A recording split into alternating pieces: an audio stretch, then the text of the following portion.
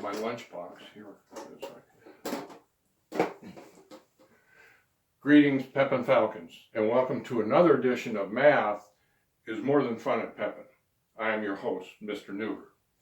We are now moving on, and you see we have another edition up here, and that is what are we going to do with the unknowns in the integers? In the last segment, if you remember, we spoke of, we have numbers here. We're adding and subtracting. We have numbers. This is like a simple arithmetic class in 4th grade. No big deal there. Here's the big deal. We have an x here. We have an x here with a number multiplied times it, and an x and an x. We're trying to learn how to solve this so that we maintain the equality of each side, but we also do not have any letters in it anymore. That's the solving in algebra. This is going to be a process, and if you remember when I had the scale in here, and I told you that when I'm speaking of doing something to one side of the equation or the other, that you would see me doing this, and I'm not juggling. I can't juggle. I have relatives who can, 7 at a time. And that's pretty amazing. And I was amazed when I saw it. But no, I'm talking about the two sides of the equation. I'm going to stand in front of the equal sign here. This side's going to be this hand. All of this is going to be in this hand. And I'm saying when it is equal, just like with those balance scales, they're going to be the same. If I add something to this, it's going to get heavier and it's going to go like this. If I take something out of here, it's also going to go up. If I do it on the other side, it's going to do this.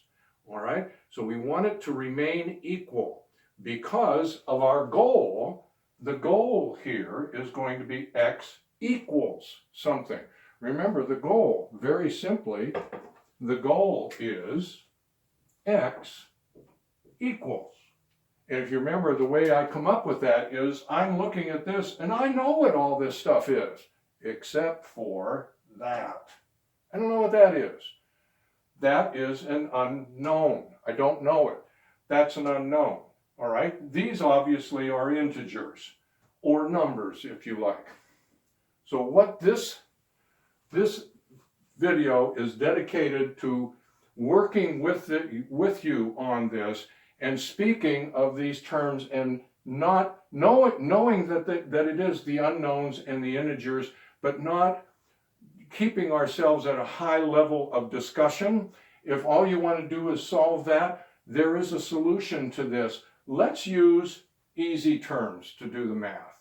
All right, let's make this easy. Let's make it communicable. So when I speak of something like you cannot combine that integer with that unknown, I need to come up with something that you will understand and you can picture in your mind that you cannot connect them. And here's what I came up with.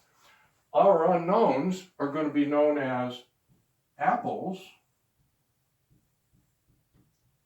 and our integers are going to be known as oranges. You may have heard this term almost anywhere in society, and what it means is two different things. Apples are not oranges. If you go to the grocery store and you're going to get apples, you may even want to help out the grocery store a little bit. If you see some oranges in there, take the oranges and put them over here beside it in the oranges. They don't belong together. Apples and oranges are not counted together. They're counted separately. This is what I have here on this, and that is the unknowns in the integers can be thought of as apples and oranges. Algebra has a lot to do with combining things. We're going to combine them, we're going to multiply them, and so on. But when you're adding and subtracting, when you're combining things in these two dishes on this balance scale, you cannot combine apples and oranges. You cannot do it. When this says 2x here, and it says a 4, that 4 has nothing to do with the x. It has nothing to do with it. If I'm going to add 4 to 2x, I don't know what x is. I don't. But I have 2, and worse yet, I have 2 of them. I have 2 of these x's, and I don't even know what they are. I know exactly what 4 is. Everybody does. That's 4 right there. 4 is a number that represents 4 things. How can I add that to something? I don't even know what it is. That could be a battleship or something. I don't know what this is. This is an apple. This is an orange. And just like if I had an apple and an orange in my hand, and I would have brought some in from the fridge, but I don't have oranges, I have apples. You can't put them together. You have to add up. If you're going to add up everything over here, and you're going to add up everything on this side, you're going to add all your apples and then all your oranges.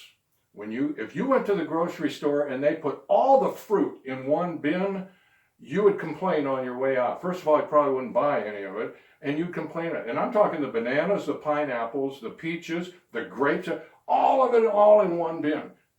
That's not the way to do it. You keep them separate. They all have their own little area, and then when the apples run out and you still have oranges, you don't bring the oranges and the apples out. You just bring the apples out and you put some more in there. And you don't put them in with the oranges, you put them in with the apples. I thought this would be simple, so that we don't have to constantly be talking about unknowns and integers, which are precise mathematical terms. We'll just do apples and oranges, okay? And when you're doing algebra, and when you're using algebra to solve geometry problems and so on, you're going to have apples and oranges in every equation. You're going to have apples and oranges. What you don't run into here, in case you're wondering, this is not algebra. Can I show you that this is not algebra? 5 plus 4 equals 9. That's not algebra. That is math, but that's arithmetic. That's adding two things that we know. That's in our little scenario here. That's like adding 5 oranges and 4 oranges. You get 9 oranges. Nothing complicated. That's not algebra. That's not what we're working on. Is that an equation? Yes, you have 9 on one side, you have 5 and 4 on the other side. All right, kind of makes sense that that's going to be even there. But you don't have any unknowns. You're not solving anything with this. This is not algebra. This is not what we're going to be doing. Everything we're going to be doing is going to have these little rascals in here. 1 or 2 or 3 or 4 of them. And we're going to solve the equation and find out exactly what the value of that is. All right? But in the meantime, before we find this, before we find it, this is still doing this. Not even knowing what they are, there is an underlying value to it, and it's in the pan, and 7 of them on that side, and so on, is going to be and make it perfectly equal. All right? So let's review again. We know what the equal sign means. It means everything over here is equal to everything over here. All right?